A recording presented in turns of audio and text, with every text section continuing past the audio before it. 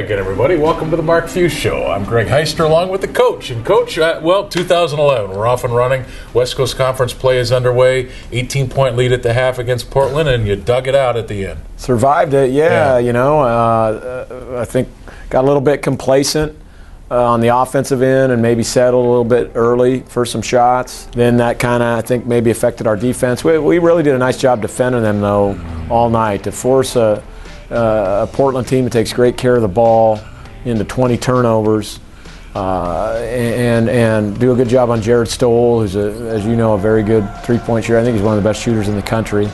The guys did a nice job sticking with the game plan. We're able to make some plays enough down the stretch to keep that lead big enough to kind of get us through. We played exceptional in the first half, though, and I think sometimes when you do that, when you play great in the first half, it's human nature, and it's tough to play that good for an entire game. Portland's a very good club. I mean, it came in with 12 wins and a very high RPI, and they're going to win a lot of games in league. Yeah, and I think that's the thing I take from the game, and maybe a lot of fans should as well. If you don't play your A game, if you don't play as well as you can, even in the West Coast Conference, you're going to be up against it. And Portland's got a lot of studs on that team. Yeah, the two senior posts are really, really physical. I think frustrated our guys because they were flopping. Got some calls early on flops, but yet then they played us very physical and kind of pushed us out. But I thought we got some great play out of Manny came in and lifted us up. I thought Meach had another real solid game. He really setting the tone defensively for us out there, pushed the ball, made some good decisions. And then, the two young Kelly and Sam came in there, and I thought played very well, gave us some real good minutes. Yeah, and again, Coach, I mean, all season we hear, Gonzaga has a hard time guarding the perimeter. Those two shooters that you guys faced tonight are as good as any shooter. Anybody in the country. Anybody in the country, and you did a good job on that. Yeah, I think, people just throw stuff out, and you go in with a certain game plan on some people. If Kansas State's going to shoot threes in transition against us rather than throw it into the post. Yeah, I mean, off one pass, throw ahead and jack a three, they're probably going to beat us because we're going to try to defend them inside out. We've played some phenomenal shooting teams this year. Notre Dame shoots it extremely well. Portland shoots it extremely well. Lafayette shoots it extremely well from three. We did a phenomenal job on Keaton Page from Oklahoma State, who came in, averaging, I think, 17, 18 points a game, and we didn't give him any looks. And so we're quietly, slowly coming around, doing a really, really nice job defensively. I thought that's what won the game for us, especially in the first half. And then we just didn't play with quite as much energy as we needed to. We let our offense affect our defense a little bit in the second half. But again, it's a double-digit win against, definitely one of the teams that's competing for the league title. I mean, I think as stuff starts forming here, obviously Portland's going to be up there battling St. Mary's, and hopefully we're going to be one of those teams battling for the league championship. All right, it's the Mark Few Show. We're just getting started. Here's what's coming up next. I always knew that he went here, but I never really heard much from him because I was living in Salt Lake, and then they made those runs in the tournament, and then I want to be part of that. I sit down with freshman guard David Stockton, but first, our Rada Payne finish of the week. Resulting in 8 Gonzaga points, and there's the offensive rebound by Harris. Nobody put a body on him at all. Rada, fresh local paint, made in the Northwest for our Northwest environment, because just like in hoops, it's the finish that counts.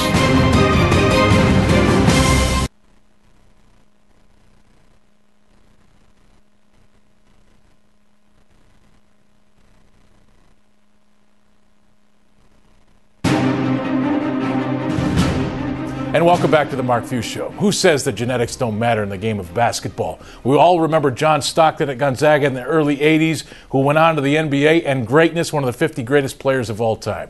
Well, his son David Stockton has brought his game here to Gonzaga, a walk-on who hopes to have real impact. We had a chance to sit down with David.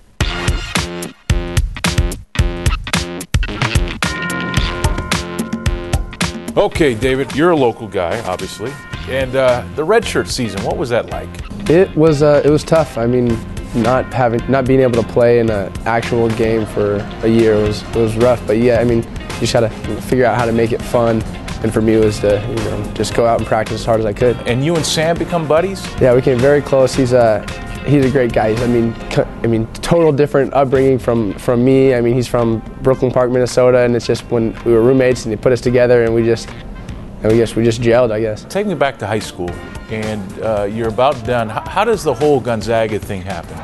Were you recruited by other schools? How did you end up here?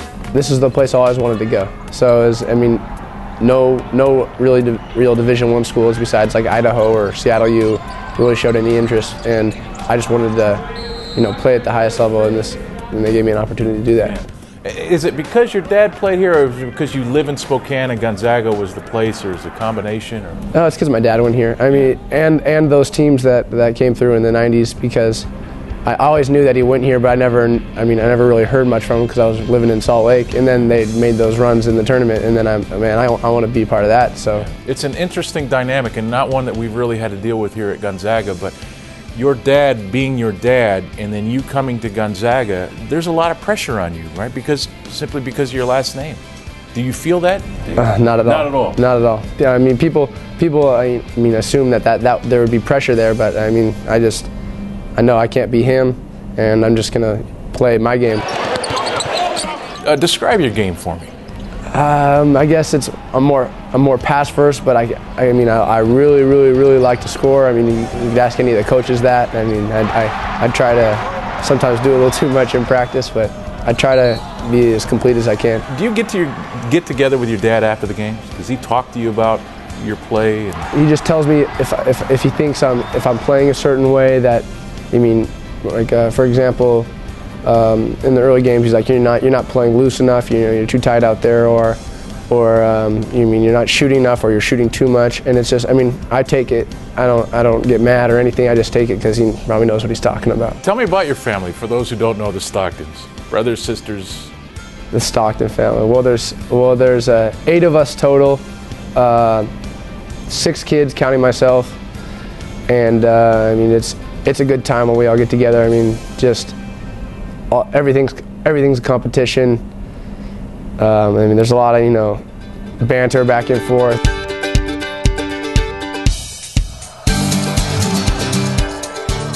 Are you surprised that you're getting this much playing time so early in your career at Gonzaga? Or was that your expectation when you came here? No, not at all. I always try to come. I wasn't trying to be the walk-on that just sits there. I wanted to play, and now that it's coming this early, I'm all right with it, but I didn't expect it coming into this year.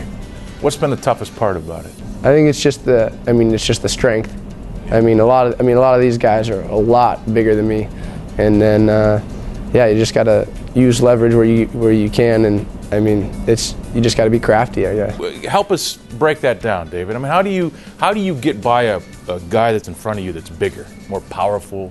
You got to have little tricks. A lot of things that come back to my dad that he would teach me.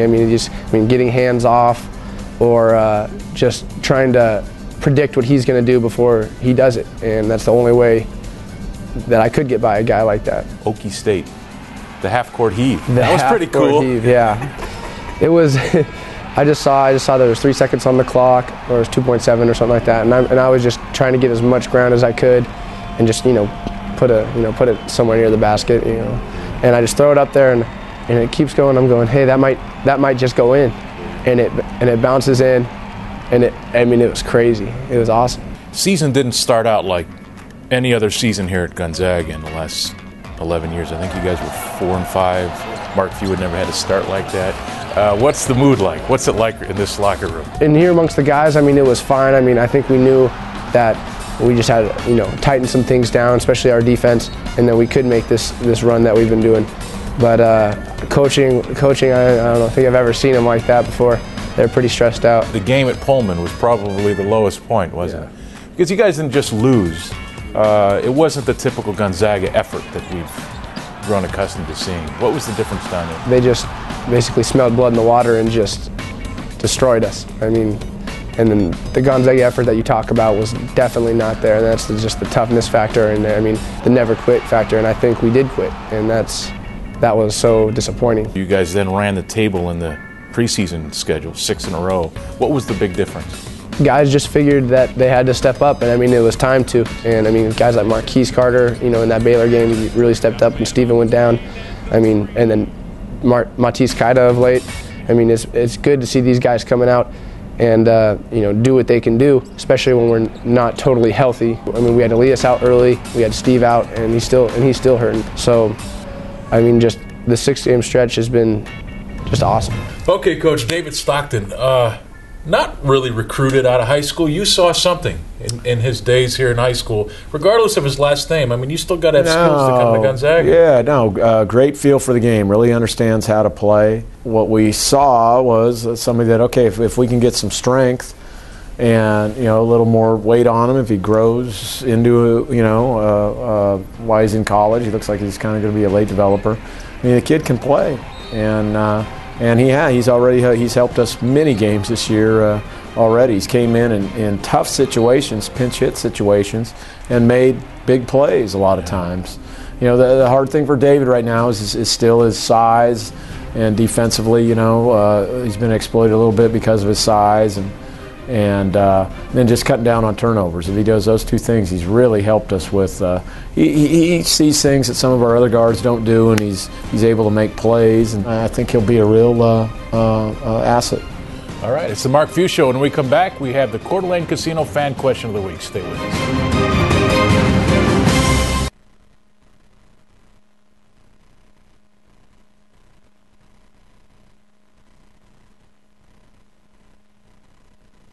FSN and FSN HD.